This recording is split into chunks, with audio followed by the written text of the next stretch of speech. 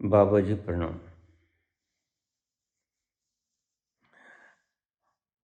बाबा जी, आप इतना सोच रहे हैं, बहुत बहुत धन्यवाद इसके लिए। अगर मेरा शरीर भी इस काम में आ जाए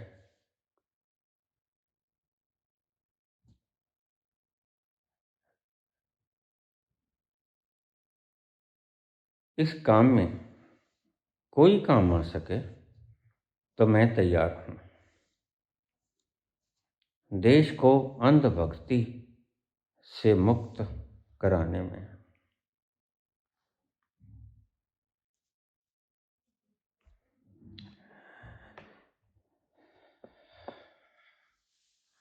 पुत्र,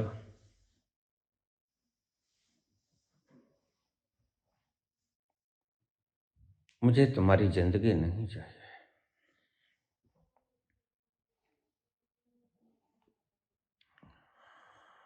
मैं कोई ऐसा व्यक्ति नहीं जो किसी की जिंदगी से खेलकर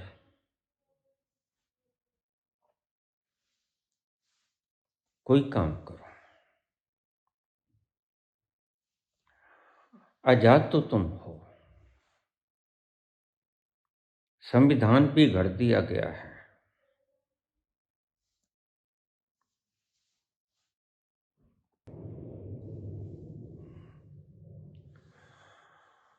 कोई दशक दिन पहले किसी सेना के रिटायर्ड पुराने अधिकारी का मेरे पास फोन आया।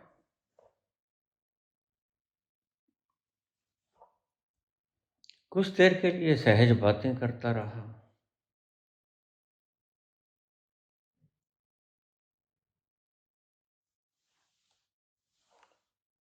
फिर कहता, बापू, मैं मानता हूं कि आप महात्मा गांधी हैं,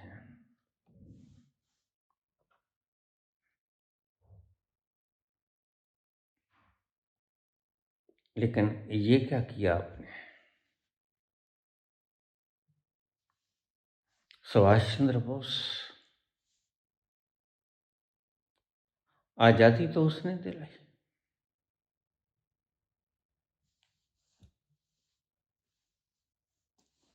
आजादी तो भगत सिंह ने दिलाई।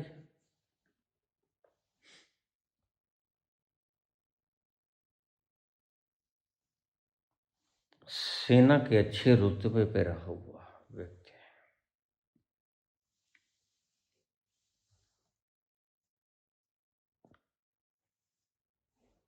मैंने कहा, देखिए, बात यह है, तुम वैसे उम्र में छोटे हो मेरे से। शायद जब मेरा बलिदान हुआ, या कह दीजिए कि मेरी हत्या हुई, तुम्हारा जन्म भी नहीं हुआ होगा मेरे हिसाब से।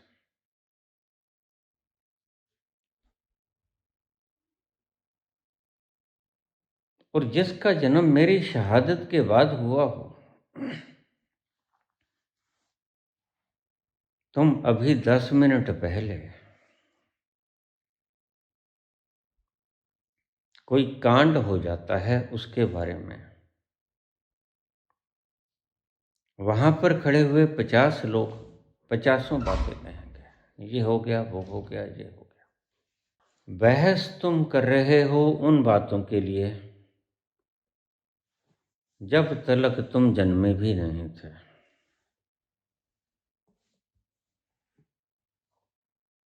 सुभाष चंद्र के लिए सुभाष चंद्र ने महात्मा का खिताब दिया गांधी को।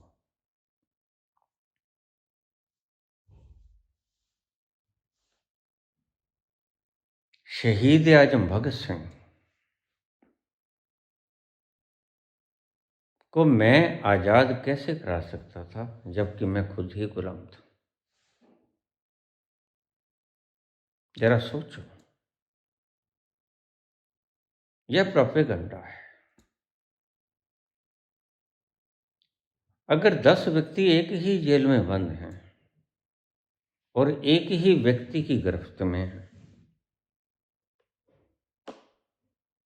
तो जरा सोचो कि 10 के 10 गुलाम हैं। कोई बड़ा गुलाम या कोई छोटा गुलाम, ऐसा भी कुछ होता है क्या? सभी नज़रबंद हैं। इमरजेंसी में इंदिरा गांधी ने सभी छोटे बड़े राजनीतिकों को जेल में पटक दिया, मेरे सामने की बात। हमने डटकर विरोध किया, नहीं ये नहीं होना चाहिए। प्रत्येक व्यक्ति को अपनी बात कहने का अधिकार है।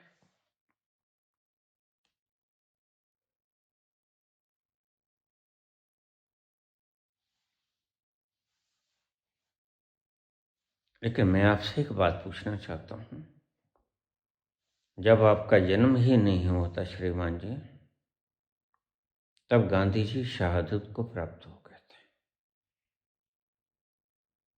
आपने कितने वर्ष काम किया?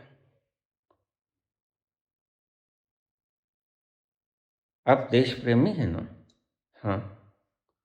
आपने निष्ठापूर्वक देश की सेवा की है ना? हाँ, बिल्कुल की है। मूँछों को ताप दे के कहने लगे, बिल्कुल मैंने ये किया, मैंने वो किया। गिनो मत। जो गिनाता है इसका मतलब ये है कि उसके जहन में बातें अंकित हैं। गांधी ने कभी नहीं गिनाया कि मैंने ये किया। गांधी ने कभी कहा कि मैं इतनी साल जेल में रहा। लेकिन बात कान खोल के सुनो श्रीमान,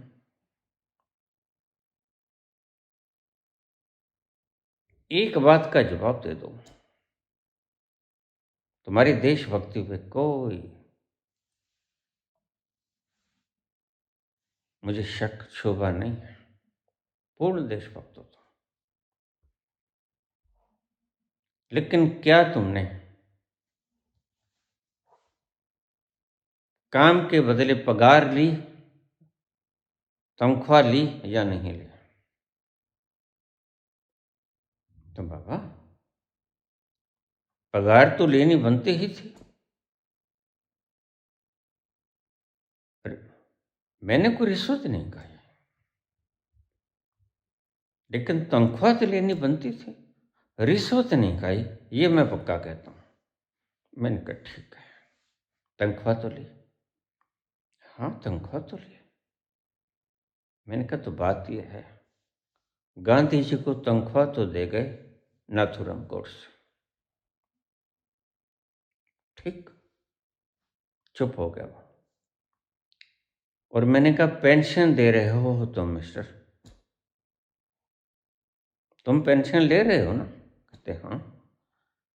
मैंने कहा तो गांधी जी को तनख्वाह तो दे गए नाथूराम गोडसे, ये उनकी तनख्वाह बनती थी, इतनी ही बनती थी। ये लोग ऐसे ही तनख्वाह दिया करते हैं। तुमने सेवा की, गांधी ने देशद्रोह किया, तुम जन्मे भी न थे, तुम्हें पता नहीं कौन सी घटना कैसे घटी, किस वक्त कौन सी मुश्किलों से जूझना पड़ा इन स्वतंत्रता सेनानियों को। लेकिन ये तोला भर की जीभ हिलाते वक्त कोई भार नहीं लगता।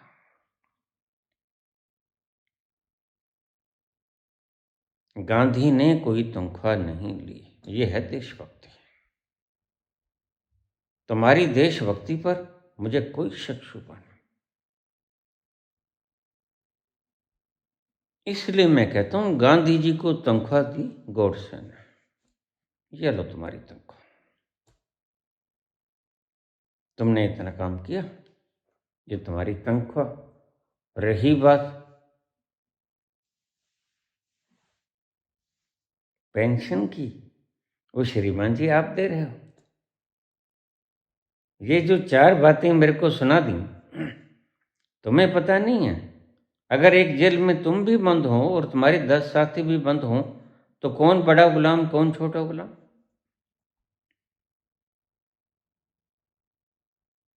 और बात सुनना, भगत सिंह शहीद हुए थे देश के लिए, गांधी भी शहीद हुए देश के लिए,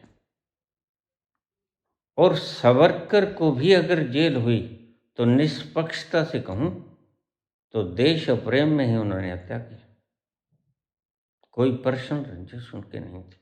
इसलिए सावरकर को मैं इतना बुरा तो नहीं मानता। काम तो सभी ने अपने अपने ढंग से किया, लेकिन अपनी अपनी सोच के मुताबिक किया है। तो अगर ये कहो गांधी ने कब कहा मैंने देश को आजाद किया, कभी उनका कोई वचन, कोई लिखत, कोई किताब, कोई उनका प्रवचन, कोई अखबार निकले उनमें से कभी कहा हो मैंने देश आजाद किया, मैंने आजाद किया, कभी कहा? फिर तुम मनगढ़ंत बातें क्यों करते हो? अगर गांधी जी का कोई कोट है, खुद बोला कि हां मैंने आजाद किया, फिर बताओ।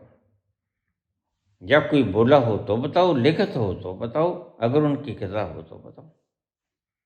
ये तो नहीं है बाबा। फिर फजूल की बातें करने का वक्त तुम्हारे पास कैसे आ जाता है? इतिहास को खंगालो मत, उसमें से कुछ नहीं निकलेगा। कब्रों में से हड्डियों के सिवा कुछ निकला करता है। जो देश की तरक्की नहीं करना चाहते या कर सकते, वो इतिहास को खंगाला करते हैं ताकि ध्यान बंट जाए।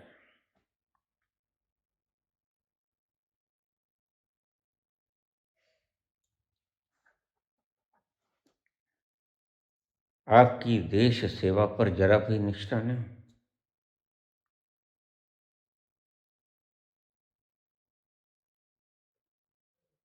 लेकिन जो तुमने तनख्वाह ली, अगर वो तुम्हें न मिलती तो चुप हो गए। उनकी जुबान के ताला लग गया। इतना प्रश्न जब मैंने पूछा कि अगर तनख्वाह तुम्हारे पास ना थी तो तुम क्या करते?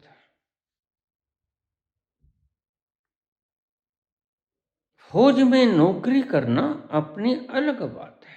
देश की आजादी के लिए आंदोलन करना यह बिल्कुल अलग बात है। देश की आजादी के लिए स्वतंत्रता संग्राम में जिन्होंने भी हिस्सा लिया वो निष्काम देश सेवक थे। समझो बात, फर्क समझ लो। स्वतंत्रता संग्राम की आजादी में जिन लोगों ने भी हिस्सा लिया वो निष्काम देश सेवक थे, और स्वतंत्र होने के बाद आपने जो काम किया, आप सकाम देश सेवक हो। देश सेवक तो हो, इसमें कोई शक नहीं, लेकिन सकाम हो। क्योंकि मैं भली भांति जानता हूं अगर आपको तनख्वाह ना मिलती तो आपके हाथ में झंडे डंडे होते, जिंदाबाद मुर्दाबाद के नारे होते। तो उसकी जुबान तालुए से लग गई। रही भगत सिंह की बात, ये आप मेरे से पूछने वाले पहले व्यक्ति नहीं। मैं तुमसे ये बताऊं कि गुलाम छोटे बड़े भी होते हैं, गुलामों के भी कोई पदाधिकार होते हैं। जैसे गांधी गुलाम थे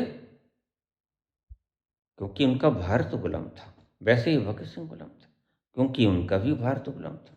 वैसे ही सावरकर भी गुलाम थे क्योंकि उनका भी भारत गुलाम था। जब बराबर के गुलाम हैं हम, कौन किसकी स्पर्श करे?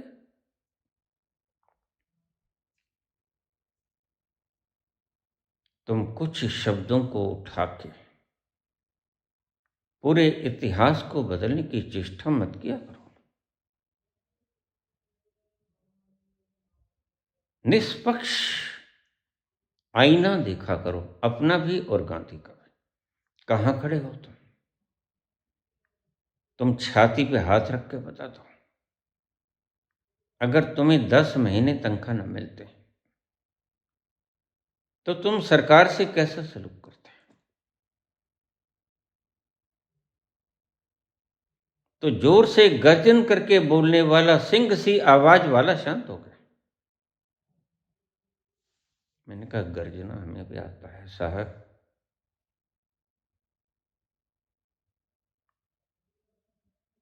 लेकिन हम गरजते वहां हैं जहां गर्जने की आवश्यकता होती है, जहां कोई नंबर नहीं लेना है, यहां समस्या हल करनी है। हमने कोई मेडल नहीं लेना है, हमने समस्या हल करनी है। चुप हो गए, लेकिन अंत में माफी मांगी उन्होंने। आपने मेरी आंखें खोल दी, मुझे क्षमा करो। ऐसे लोग हैं। ये छोटी छोटी बच्चियां, जहर घोला जा रहा है। छोटे छोटे बच्चे जिन्हें तुमने कहा कि अंधभक्ति से आप आजादी दिला दो। देखिए, आध्यात्मिक अंधभक्ति से आजादी दिलाने में मैंने कोई कोर कसर बाकी नहीं छोड़ी।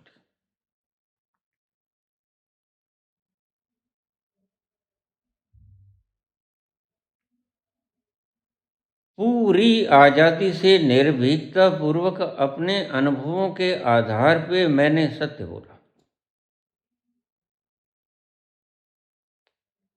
मेरे अपने शिष्य की मान्यताएं टूट गईं और उन्होंने मुझे भला बुरा कहा तो कोई बात नहीं, मैंने सिर्फ उन्हें ब्लॉक किया। ब्लॉक का मतलब पनिशमेंट नहीं होता।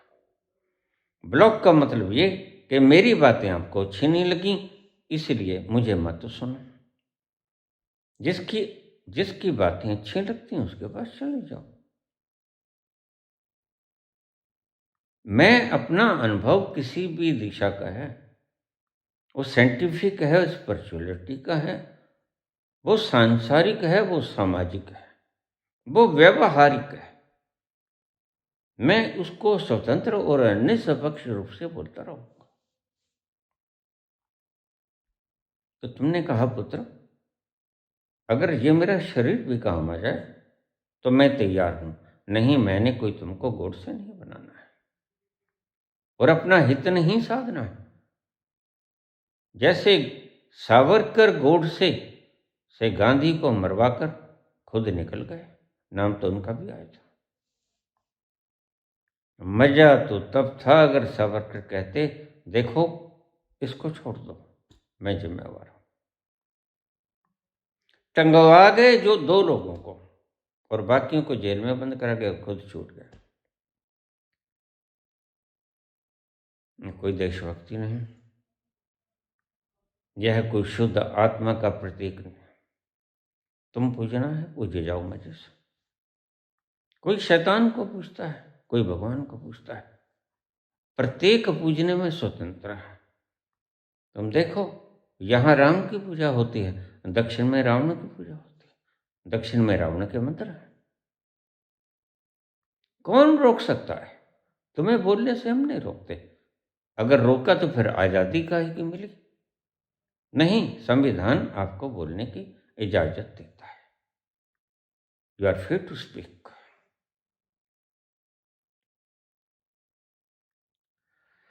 छोटे छोटे बच्चों के दिमागों में जहर घोला जा रहा है। इसी शक्ति का उपयोग इन्वेंशन में किया जा सकता था।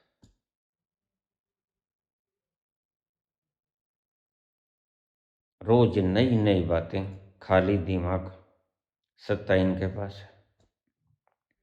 खाली मन शैतान का घर, नई नई तरकीबें। अब ये तो जीत लिया, अगला कैसे जीते?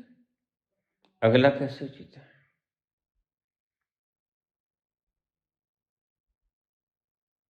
सिर्फ चक्री घुमाकर यह तो कोई बिसात नहीं होती।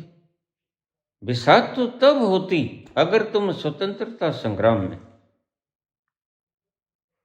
तुम नहीं थे। तुम्हारे बाप दादा होंगे, तुम्हारा डीएनए तो होगा। उनका फर्ज नहीं बनता था?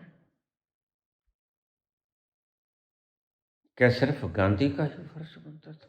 यह देश गांधी का था। तुम्हारे बाप दादा भी तो रहे होंगे,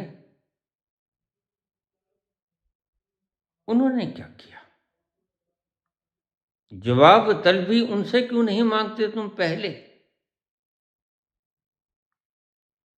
मैं कहता हूं देश को इतने गर्त में मत ढकेल के जाओ, तुम्हारे तो बाल बच्चे हैं नहीं।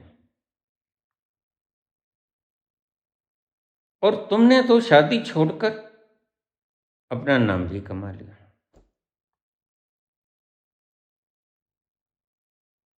मझधार, बीच मझधार में छोड़ के जाना कितना बड़ा पाप होता है, तो मैं क्या बताऊं।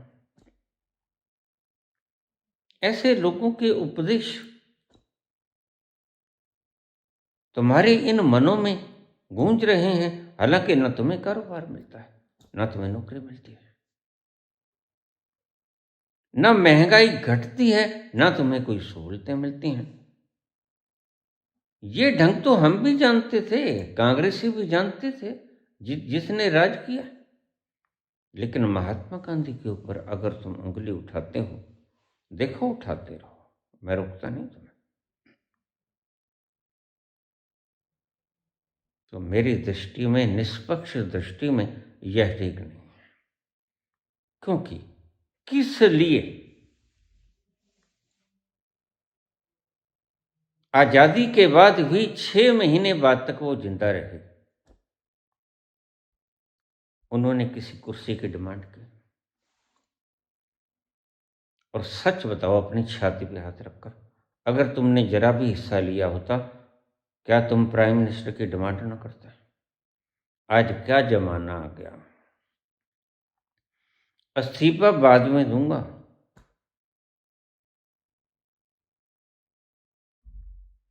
पहले लिखत दे दो।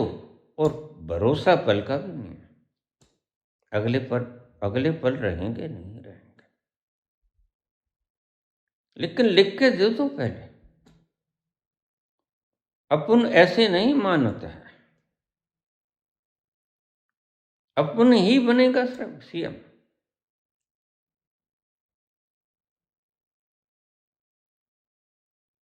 फिर रिजाइन दे उससे पहले। क्या जमाना आ गया, और तुम गांधी को गाली निकालते हो।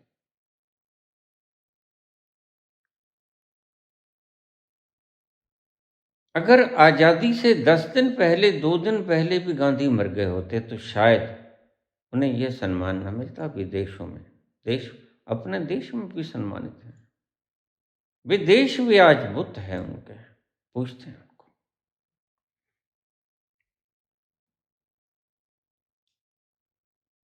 गांधी की अहिंसा नेल्सन मंडेला ने अपनाई, साउथ अफ्रीका पर राज किया,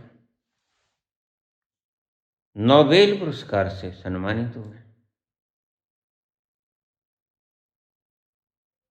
लेकिन किसी भी पुरस्कार को अडॉप्ट करना, ग्रहण कर लेना, उस पुरस्कार से छोटे होने का सबूत है। मेरी इस बात को फिर सुन लो। अगर कल को तुम गांधी जी को भारत रत्न का खिताब दोगे, तो और कोई बोले ना बोले, मैं अभी बोल देता हूं, गांधी जी को भारत रत्न का पुरस्कार देने की घोषणा मत कर देना। क्योंकि फिर गांधी भारत रत्न से कमजोर हो जाएंगे, कमतर पड़ जाएंगे। उन्हें कोई खिताब से अलंकृत किया ही नहीं जा सकता।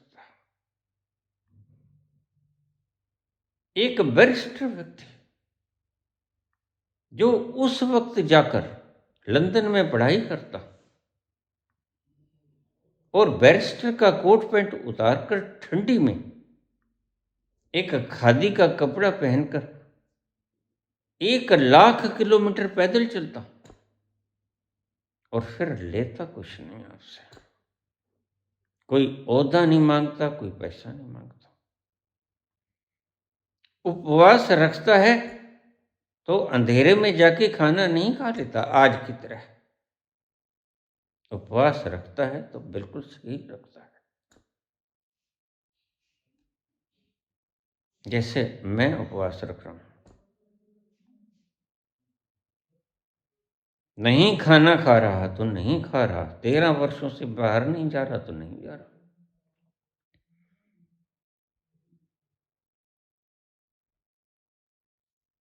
यह किसी के ऊपर कोई आक्षेप या रोब नहीं है, यह मेरी निजी स्वतंत्रता है। मैं नहीं खाऊंगा तो नहीं खाऊंगा, मैं एक स्थान पर बैठूंगा तो बैठूंगा। आप मुझे कैसे कह सकते हैं कि बाहर निकलो?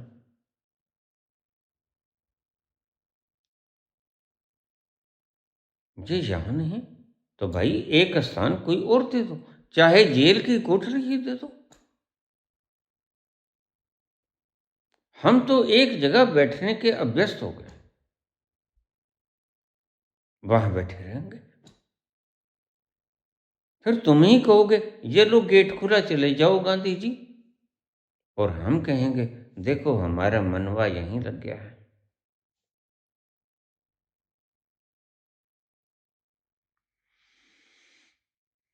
मनड़ो लाग्यो मेरो राम, फकीरी में, फकीरी में, मनड़ो लाग्यो मेरो राम। जो सुख पायो राम भजन में,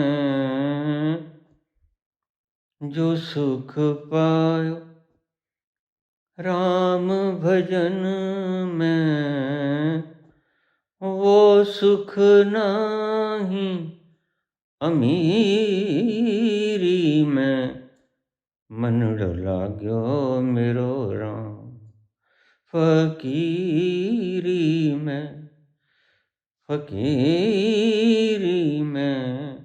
हम तो जैसे यहाँ बैठे हैं अपने अंतर से, वैसे जहाँ भी बैठा दो कि वहाँ बैठ जाए। देख, गांधी जी पर भगत सिंह का आरोप या सुभाष चंद्र का बोस करता है। गांधी जी ने मारे होते तो बताओ,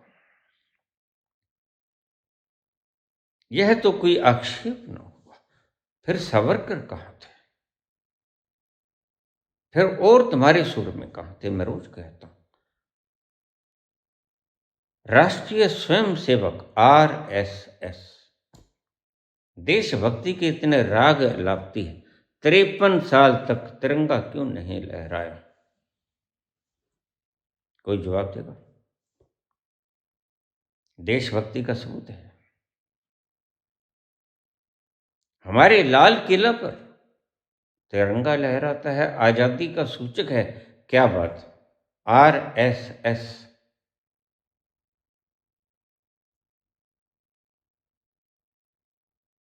ने ना तो आजादी के अंदर कोई योगदान दिया। मैं रोज कहता हूं, एक चिड़ी भी इनकी मरी हो तो चिड़ी का नाम बता दो। यहां तो आदमियों की 10 लाख की, 7 लाख की गिनती तो मैं ही तुम्हें करवा दूंगा। एक अनुमान के मुताबिक 10 लाख लोगों ने कुर्बानियां दी। उनमें से तुम्हारे बाप दादा का नाम कहीं मिलता है?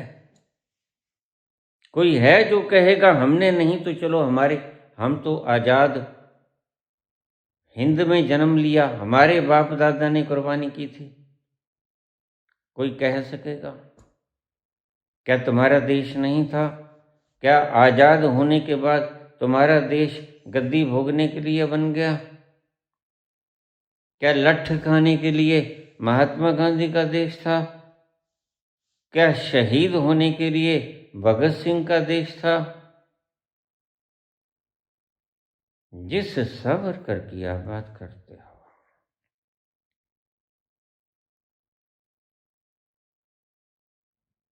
खुले में ऐलान किया कि देखो, घर बैठ जाना, अंग्रेजों की फौज में दाखिल होना अगर होना था। आजाद हिंद फौज में दाखिल मत होना, भर्ती मत होना।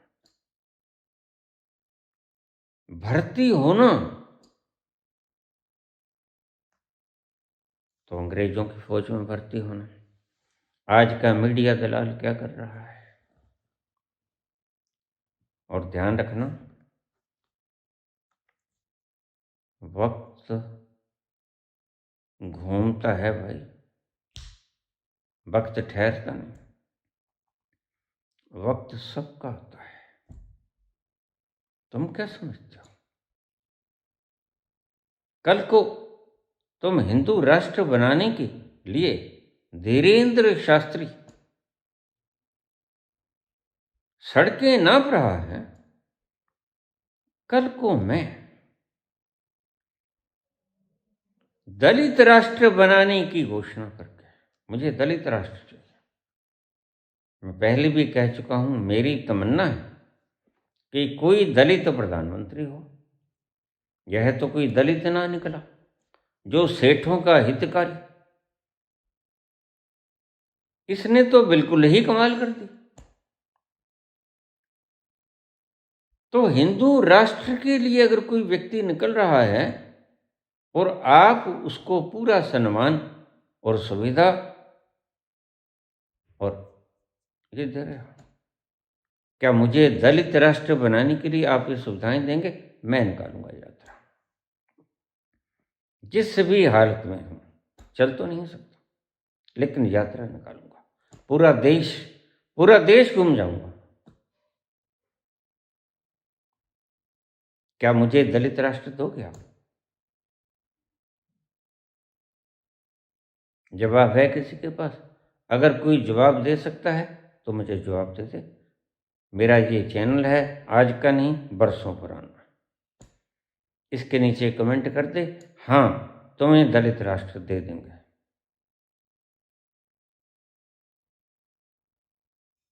तो मैं दलित राष्ट्र के लिए गांव गांव घूमूंगा। मैं घूमूंगा। अरे ब्राह्मण, मैं ब्राह्मण तो हूं,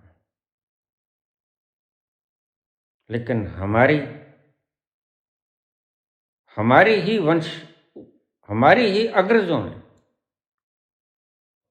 इतने अत्याचार किए दलितों के ऊपर कि हमारी आत्मा में संताप है उस बात का। अभी तुम अपने अत्याचारों से तुम्हारा नाक नहीं उड़ा। स्त्रियों को तुमने सतन ढांपने नहीं दिया, नहीं तो सतन टैक्स लगेगा। तुम क्या परंपरा जारी रखना चाहते हो देश में, हमें बताओगे? तुम्हारा स्पष्ट मंतव्य क्या है? अगर दोगले हो तो दोगला व्यक्ति तो देश को नहीं चला सकता। एक साफ साफ मंतव्य था गांधी का, और जब तक वो मिल नहीं गया तब तक उन्होंने अपनी बुद्धि से काम लिया, अपनी बुद्धि से काम लेते रहे। ना उनके लिए रोजगार था, ना उनके लिए पैसा कमाना था, बल्कि पैसा तो साउथ अफ्रीका में बहुत कामयाब वकील थे वो। गोपाल कृष्ण गोखले की चिट्ठी जाने के बाद वो वहां से आए। तुम्हारी बड़ी आवश्यकता है, क्योंकि यहां कोई लीडर ही नहीं है। लीडर के अभाव में उन्होंने अपना पेंट कोट उतारा और खादी का लंगोट पहन लिया। उस वक्त जब 3 में से 2/3 देश धरती का मालिक अंग्रेज था, जॉर्ज पंचम के आगे नंगी छाती खड़ी करके बोलने वाले व्यक्ति गांधी ही थे। और किसी सूरमे की बात याद करा सकते हो मुझे? क्या बात? 30 करोड़ की आबादी थी।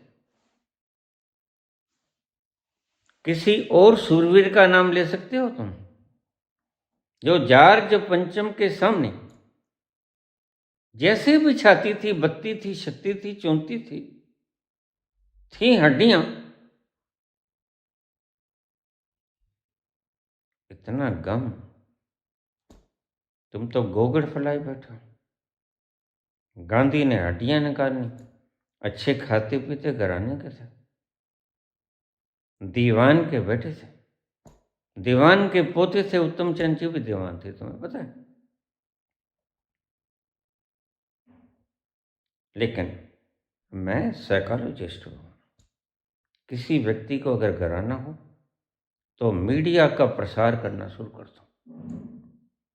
जो कच्चे दिमाग के लोग हैं उनके भीतर वो फंस जाएगी बात, वो उसको सत्य मान लेंगे। मैंने पहले भी बात की थी, विविशा ग्रंथि होती है, अगर वो इफेक्टेड हो जाए आपकी बातों से तो उसको परमात्मा भी नहीं हिला सकता, मार सकता है, परमात्मा भी नहीं बदल सकता।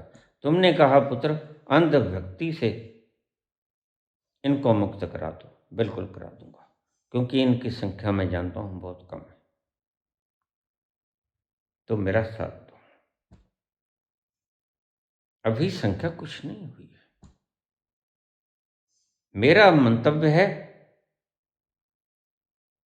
ऐसा बगीचा, गुलशन, जिसमें हर तरह के फूल खिलें और प्रत्येक फूल को अपने खिलने की आजादी। बिल्कुल, मैं जल समाधि लेने चला था, ले भी लेता, लेकिन शायद ये 8वीं बार मृत्यु से मैं बचाया गया तो ईश्वर मुझसे कुछ और काम लेना चाहता है। अगर मेरे काम में जरा भी लोभ लालच पाओ, मेरे आध्यात्म के काम में आज तक मैं जो कर रहा हूं, आपके सन्मुख हुए मुझे 6 साल के करीब हो गए। 6 साल में अगर तुमने किसी ने भी ये कुछ पाया हो कि मैंने लोभवश कोई काम किया है तो मुझे बिल्कुल कमेंट करे, खुले खुले में कमेंट करे। कमेंट ओपन है।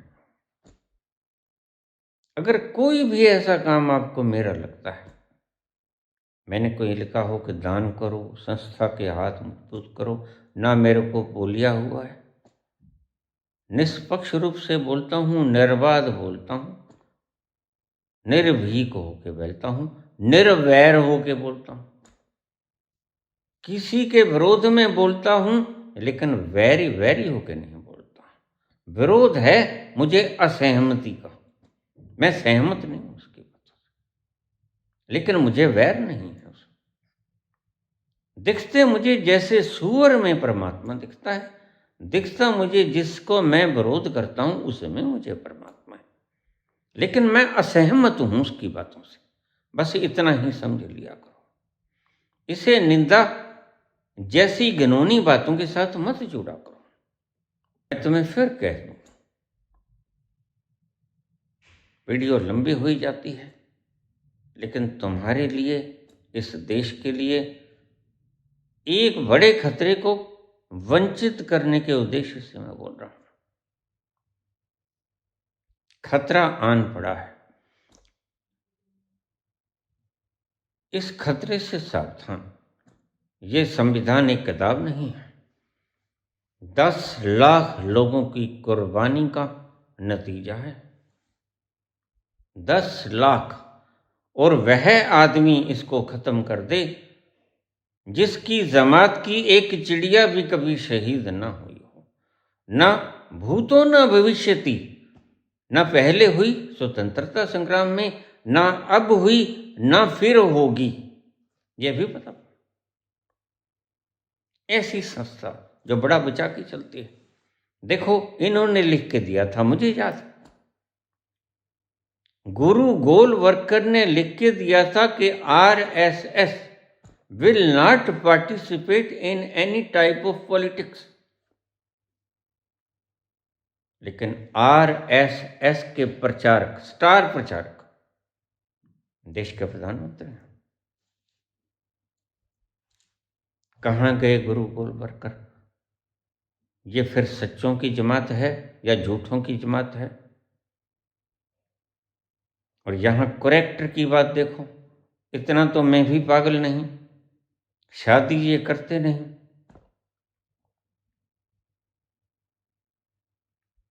खाना बढ़िया माल मिलता है, उसका बनेगा क्या? ये जो शोषण होता है, ये बच्चा मर गया केरला में सुसाइड करके, ये शाखा वगैरह लगाने की अनुमति तुम क्यों देते हो? अगर मैं मांग करूं कि मैं शाखा लगाऊंगा दलितों के लिए, तो क्या तुम मुझे इजाजत दे दोगे? ये लठ क्यों लिए फिरते हैं? किसको मारना है लठेन में?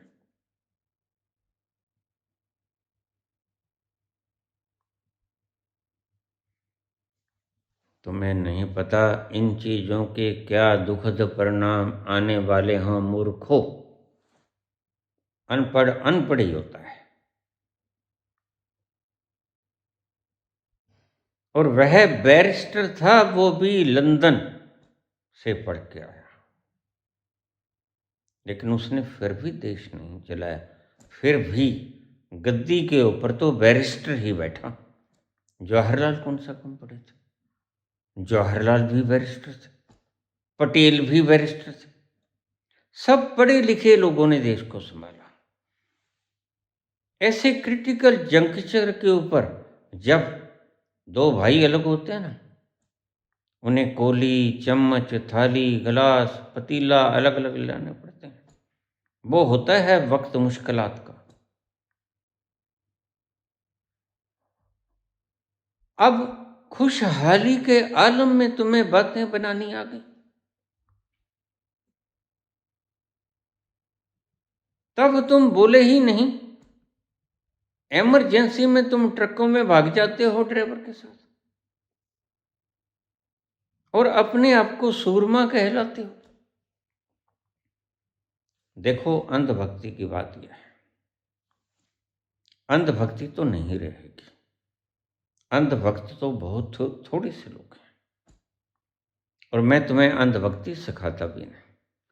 मैं तुम्हें सिखाता हूं सिर्फ न्याय का साथ देना, अन्याय का विरोध करना, और विरोध अहिंसात्मक ढंग से। मुझे तुम्हारी जरूरत है, जैसे गांधी को तुम्हारी जरूरत थी। अहिंसात्मक ढंग से यह राज्य बदलना है, और वो सभी लोग जिन्होंने इस पाप का समर्थन किया वो भी सुन लें, जिन्होंने इस सरकार को बैसाखियां दी बराबर के भागीदार।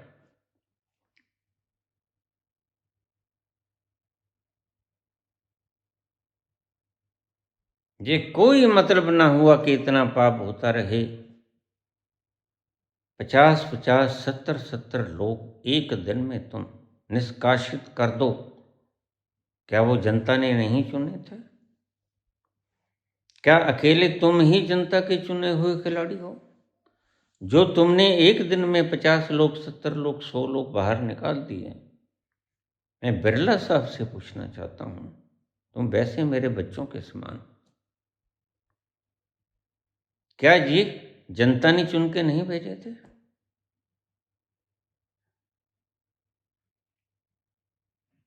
फिर क्यों आपने इन्हें निष्कासित कर दिया?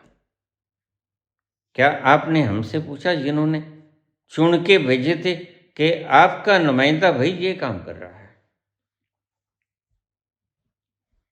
ये कोई बिसात ना हुई चाणक्य महोदय, यह सरेआम डाका है, डाका, और कोई भी मार सकता है। यह कोई चाणक्य नहीं, कोई चाणक्य की बिसात नहीं, कोई नियम नहीं, कोई नीति नहीं, कोई राजनीति नहीं। ये सरेआम लूट है, डकैती है, चोरी नहीं है। ये इलेक्शन से फौरन पहले 10,000 रुपए दे दो उस व्यक्ति को जो पंजाब में, गुजरात में, अन्य मुल्कों में जाकर, देशों में, स्टेट्स में जाकर 200 रुपये की 300 रुपये की मजदूरी करता है, उसको 10,000 रुपये मिल जाए घर बैठे, वो भी स्त्रियों को। आमतौर से मर्द ही बाहर जाते हैं। निश्चित रूप से वोटों का, मैं तो उसी दिन कह रहा था, ये जो हजूम उमड़ा है, ये 10,000 हजूम है। मुझे पूछा, आज रिकॉर्डेड है? मैं बोला ये रिकॉर्डेड है, ये बात मैंने रिकॉर्डेड कह के की है कि आएगा एनडीए। तेजस्वी चूक रहे हैं, वो कहते हैं कि इतनी भारी वोटिंग बदलने के लिए होती है। अरे भाई, बदलने के लिए नहीं, बाप बढ़ाना भैया, सबसे बड़ा रुपया।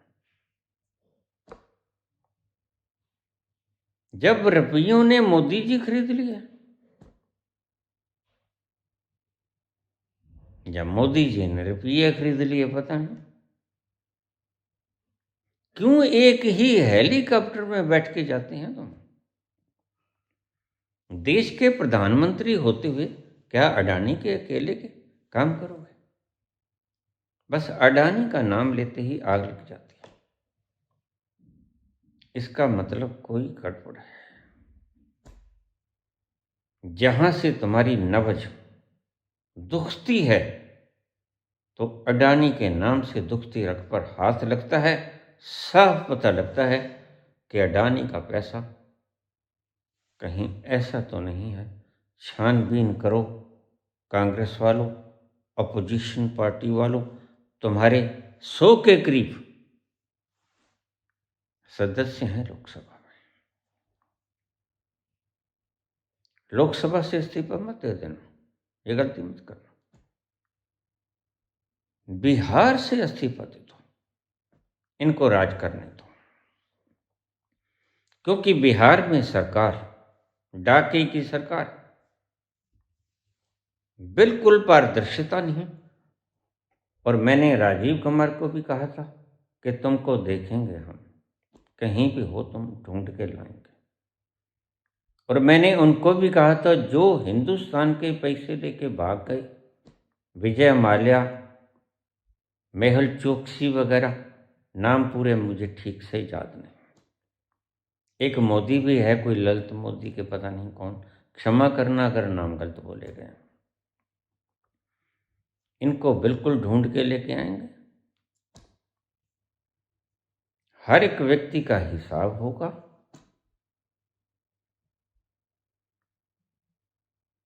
दलित प्रधानमंत्री बनेगा।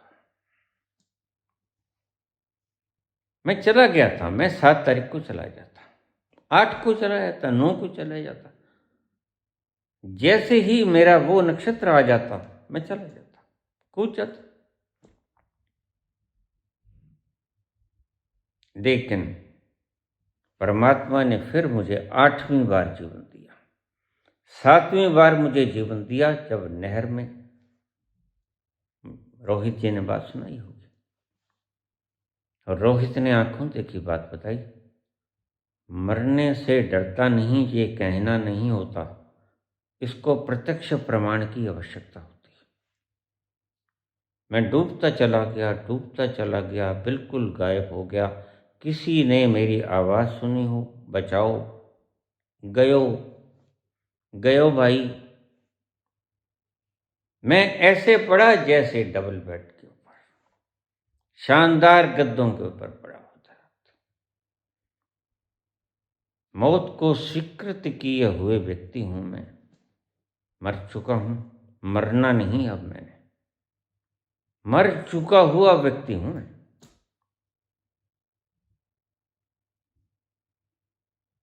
अब मैं तुम्हारे काम आ जाऊं, मेरी बोटी बोटी तुम्हारे काम आ जाए, तो मैं धन्यवादी हूं। बाद में लोग कुछ भी कहें, इस बात से जो व्यक्ति घबराएगा वह त्याग नहीं कर पाएगा। अगर गांधी ने आपकी बातें सुनी होती, उस वक्त कौन सा कम कह रहे थे, आज तो फिर भी कम बोल रहे हैं, उस वक्त तो बहुत ज़्यादा बोल रहे थे। तुम क्या समझते हो, अंग्रेज़ों का मीडिया आज के मीडिया से कमज़ोर था? नहीं, बहुत ज़्यादा पावरफुल था। 2/3 धरती का काबिज और मालिक उसके पास कितना मीडिया, कितनी फोर्स, और इतनी फोर्स का मालिक, और जॉर्ज पंचम के सामने जाके खड़ा होता है। जॉर्ज पंचम पूछते, मिस्टर गांधी, मजाक में, हंसी ठाका मार रहे हैं, mister Gandhi where are your clothes? Gandhi कहते हैं वो तो आपने छीन लिए हैं। मैं नहीं, मेरे सारे देश के कपड़े आपने छीन लिए। और गांधी जी की फोटो देखी आपने? कभी देखना, कोई सूट बूट नहीं, कोई पैंट शर्ट नहीं, और वो अनपढ़ नहीं थे, बैरिस्टर थे, लंदन से बैरिस्टर थे। अच्छी वकालत चल रही थी दक्षिण अफ्रीका में। त्याग तो सामने बोलता है अगर आंखें खुली हों, अगर आंखें अंधी हों तो फिर अल्फाज यही निकलेंगे, अगर मैं होती तो ये शुभ काम मैं अपने हाथ से करती। मैं आज भी आवाहन करता हूं उस बिटिया को, बेटी तुम आके एक बार कह देना, मैं बाहर खुद, मैं जाता तो नहीं लेकिन बाहर खुद चल के आऊँगा और लिख के भी दे दूँगा कि इस बच्ची को मेरे कत्ल के जुर्म में कोई सज़ा न मिले। सो मैं तुम्हारी आहुति लेने के लिए नहीं, अगर मेरे इस सारी मुहिम के अंदर एक चिड़िया भी मर गई तो उसका दोषी मैं स्वयं को मानूंगा। बिल्कुल मूक क्रांति,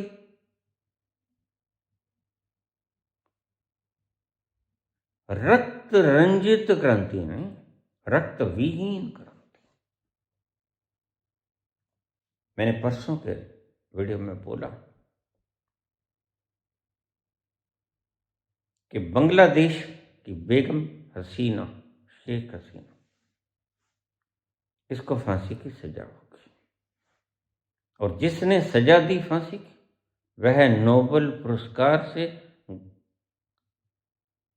पुरस्कृत व्यक्ति है, कोई ऐसा वैसा व्यक्ति नहीं।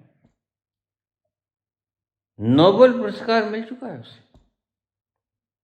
अपन तो यहां मेरे ख्याल में कोई व्यक्ति ऐसा जिंदा ही नहीं है आज की घड़ी हिंदुस्तान में पूरे 160-46 करोड़ की आबादी में जो नोबेल पुरस्कार मिल चुका हो और जिंदा हो। शायद मेरी समझ में है नहीं वो, अगर होगा तो मेरी ज्ञान से परे होगा।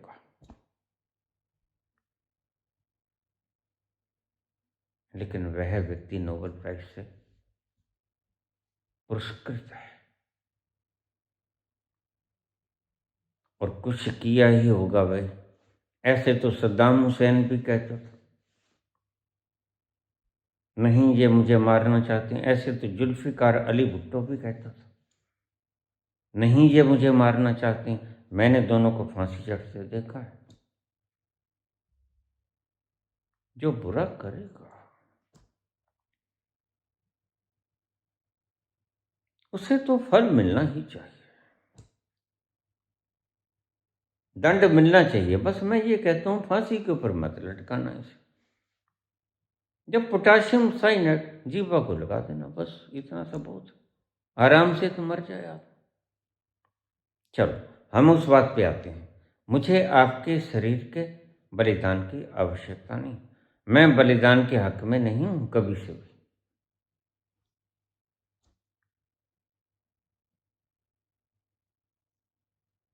मुझे चाहिए सिर्फ आपका संग, कि 10,000 में तुम्हारी आत्मा बिक न जाए।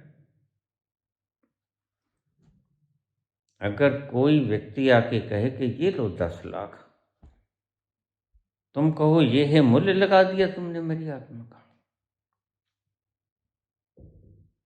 तुम विश्व गुरु की संतान हो, तुम्हारे ऋषि मुनि विश्व गुरु रहे हैं। आज तो राख बना दिया, ये भी मैं मानता हूं। दुष्ट लोगों ने, मूर्ख लोगों ने, इन टोपीधारियों ने, जो नाविक की टोपी डाले बैठे हिंदू राष्ट्र लेने ही चले हैं, इन्हें पता नहीं इसका हशर क्या होने वाला है? ये तुम पवाड़ क्यों डाल रहे हो हिंदुस्तान में? कल को सिख कहेंगे खालिस्तान के लिए हमें राष्ट्र दो। हमारा तो बिल्कुल अहिंसक मूवमेंट है। जब तुम हिंदू मूवमेंट निकाल सकते हो तो क्या हम सिख मूवमेंट नहीं निकाल सकते? अगर कल वो बोल गए, परसों मराठा बोल गए, फिर क्या होगा? चौथे तमिल बोल गए, फिर क्या होगा?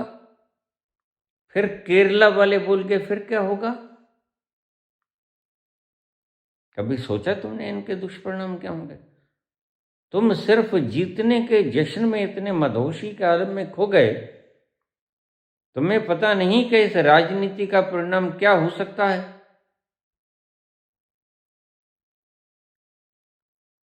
मैं वो ब्राह्मण हूं जिसका कण कण सारे ब्रह्मांड अस्तित्व में फैल गया है।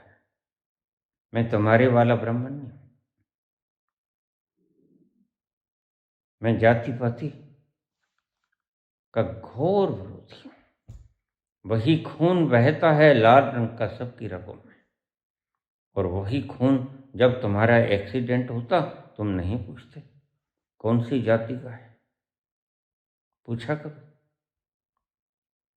राज करने के तरीके हैं, लेकिन ये तरीका गलत है।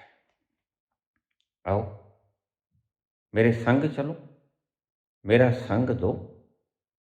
गलत नहीं करना, हिंसा नहीं करना। संविधान ने हमें हक दिया है, हम बोल सकते हैं और बोलेंगे।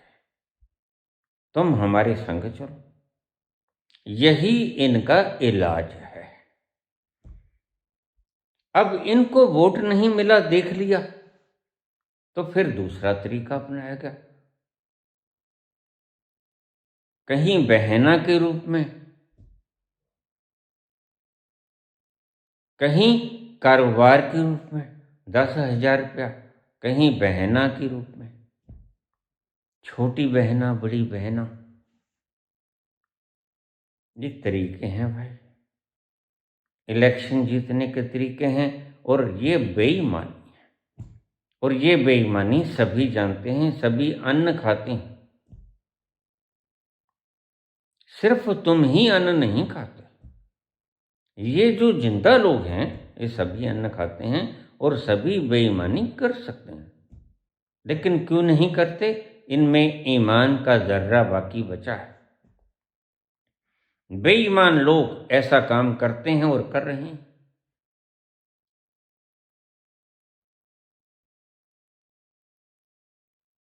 देखिए, ये बात बिल्कुल मत कहना कि मोदी का विरोध देश विरोध है। नहीं नहीं नहीं, जब मोदी नहीं था, मोदी तो देश के आज़ाद होने के बाद जन्मा। पूछ लो इनसे। मैं वो खुश नसीब प्रधानमंत्री हूं, एकमात्र, जिसका जन्म आज़ाद भारत में हुआ। ये शर्म की बात है या गर्व की बात है? तुमने कुर्बानी नहीं दी आज़ादी में, तुम्हारे बाप ने, तुम्हारे दादा ने कुर्बानी नहीं दी। शर्म की बात है, गर्व की बात है? इसके लिए भी छाती चौड़ी करोगे? तुम मेरा साथ दो, मैं तो मरम रहा।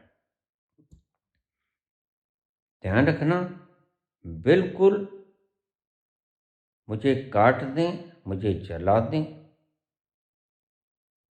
मैं कटूंगा, मैं जलूंगा, लेकिन तुम्हारे संग रहूंगा। ना भगोड़ा हूं, ना सावरकर की तरह भागूंगा। जो फ्रांस से जो लाया जा रहा था, लंदन से, फ्रांस के जलपोत में से कूद गया। और कूदा भी कहां से? तुम्हें शर्म आएगी सुनते हुए। संडास में से कूदा, वॉशरूम में से, टॉयलेट में से। इन भगोड़े लोगों का डीएनए भगोड़ा है। और फिर मैं कहूँगा एक मुख्य व्यक्ति का, वो रोज कह देता है अगर मैं मोदी की बात बता दी तो मोदी नहीं बने रहेंगे। भाई ये कोई देशभक्ति है? मिस्टर सुब्रमण्यम जी स्वामी, आप उम्र में मेरे से बड़े हो, लेकिन मैं आपसे कहता हूं, क्या ये देश प्रेम है? अगर मोदी ने कुछ ऐसा देश विरोधी किया, ये तो दिखता ही है कि अवश्य ही कोई दुखती रग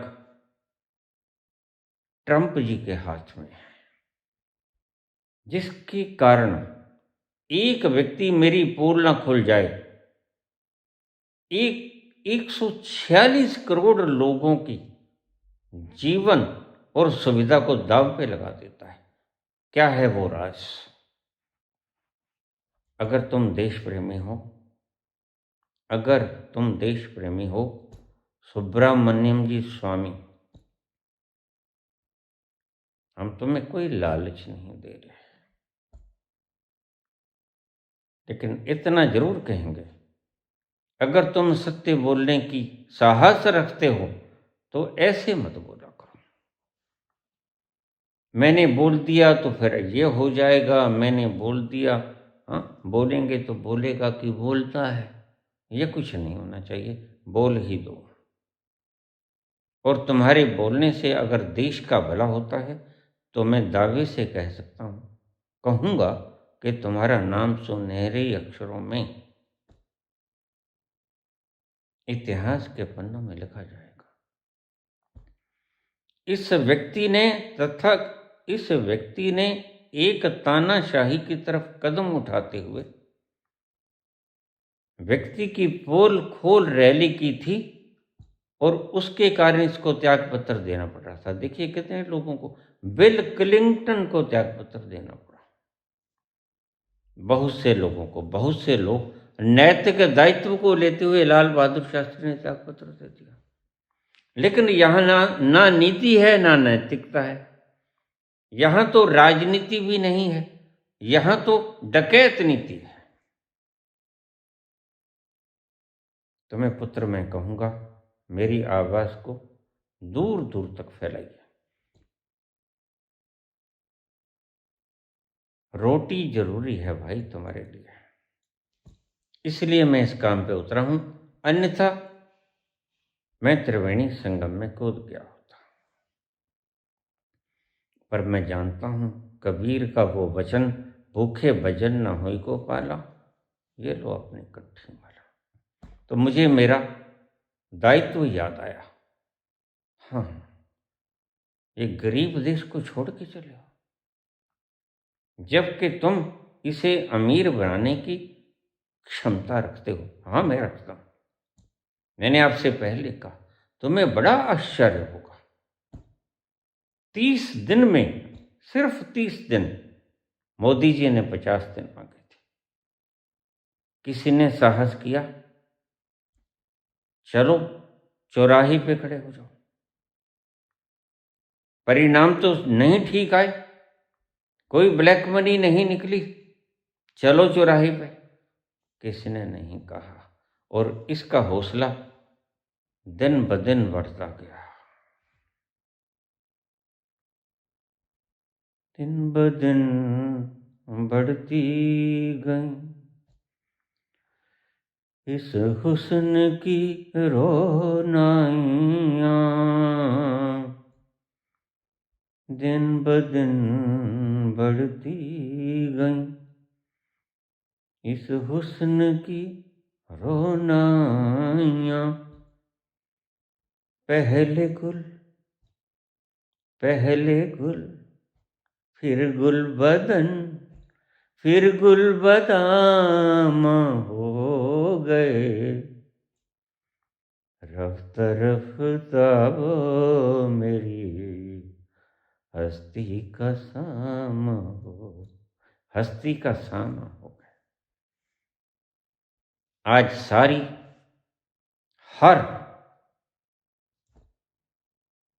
हर जगह इन्होंने अपना व्यक्ति तैनात कर दिया है। लेकिन घबराओ नहीं, हमारे पास बड़ी शानदार काट है, किसी भी मूल्य पर नहीं घबराना, हमारे पास काट है, अभी नहीं बताएंगे। 30 दिन का वक्त मुझे मैं खुद अपने हाथ में लूंगा सत्ता,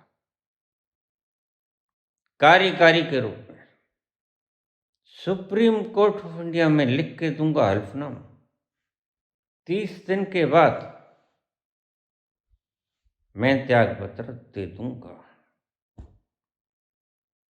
चुने जाएंगे तुम्हारे प्राइम मिनिस्टर, वो ही रहेंगे। मैं सिर्फ 30 दिन तुमसे मांगूंगा, उसके लिए मैं देनदार हूं। अगर न कर सकूं, मैं त्याग पत्र दे दूंगा। मैं बदल दूंगा तस्वीर सारे हिंदुस्तान की, क्योंकि मैं जानता हूं कहां से क्या रग किस तोते की नब्ज पर हाथ रखना है।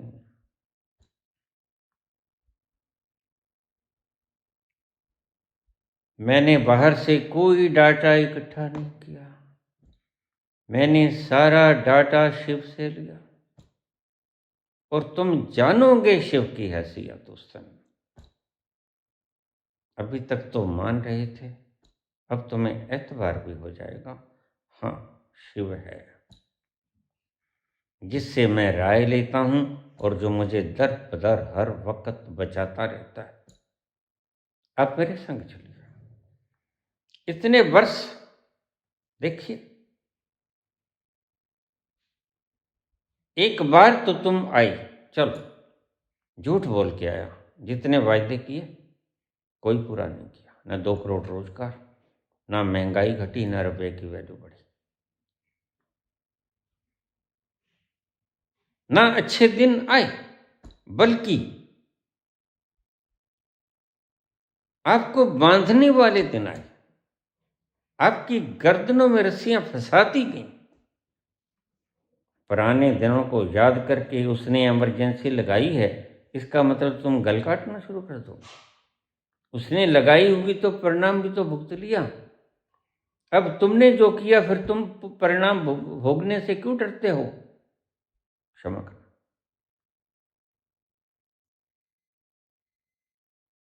अगर तुमने गलत किया तो फिर परिणाम से भागते क्यों? क्यों छेड़ते हो पुरानी बातें? गड़े मुर्दे क्यों खाड़ते हो? तुम्हें पता है, मैं पहले भी बोल चुका हूं, गड़े मुर्दों में क्या मिलती हैं? वही गली हुई हड्डियां, वही सूखे हुए कंकाल, और क्या मिलेगा? उससे तुम क्या दुश्मनी करोगे, क्या प्रेम करोगे? उन बातों में कुछ रखा है? जो लोग देश की तकदीर नहीं बदला करते, तस्वीर नहीं बदला करते, वो इतिहास बदला करते हैं। इतिहास जो बीत गया बस। लेकिन जो मर्द हैं, लोग कहते हैं जमाना बदलता है अक्सर। मर्द वे हैं वो जो जमाने को बदल देते हैं।